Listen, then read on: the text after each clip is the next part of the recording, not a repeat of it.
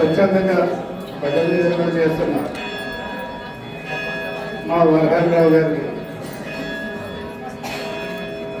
గురించి ఆల్రెడీ మా స్థానాచార్య గారు చెప్పడం జరిగింది. వారితో నాకు తక్కువ పరిచయం ఉన్న ఏంటంటే నేను ఎగ్జిక్యూటివ్ ఆఫీసర్గా గతంలో 3 సార్లు వర్క్ చేశాను. ఇక్కడ ఆ 3 సార్లు తక్కువ టైం అయినా సరే నా దగ్గర సీసీగా పనిచేశారు. నేను ప్రధాన దేవాలయాల్లో 4-5 చోట్ల పనిచేశాను. కానీ మా వరహాలరావు గారి సీసీ ఎక్కడ ఎందుకంటే ఎప్పుడు ఆయన ప్రశాంతంగా ఉంటారు.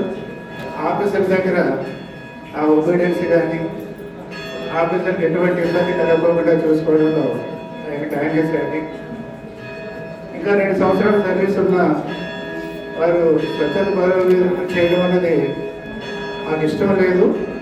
అయినా వారు ఏంటంటే లేదు సార్ నా పిల్లలు సెటిల్ అయిపోయారు, నా పిల్లల దగ్గర నేను గడపాలనుకుంటున్నాను కాబట్టి నాకు అబ్జెక్ట్ చేయొద్దని అన్నారు.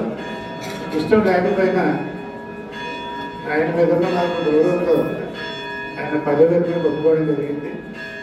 ఈ రిటైర్మెంట్ తర్వాత వారి పిల్లలు ఏదంటే పిల్లల్ని ఒక స్టేజ్కి తీసుకురావడం జరిగింది. ఆయన ఎంతో కష్టపడుతూ సర్వీస్ చేసి ఆఫీసర్ దగ్గర మంచి పేరు తెచ్చుకొని ఏ విధంగా అయితే ఇప్పుడు వరకు లైన్ లీడ్ చేశారో ఆఫ్టర్ రిటైర్మెంట్ కూడా ఆ పిల్లలు ఈయన పిల్లలు అనుకుని ఈయన బాధ్యత తీసుకుంటారని తీసుకోవాలని కోరుకుంటూ సెలవు.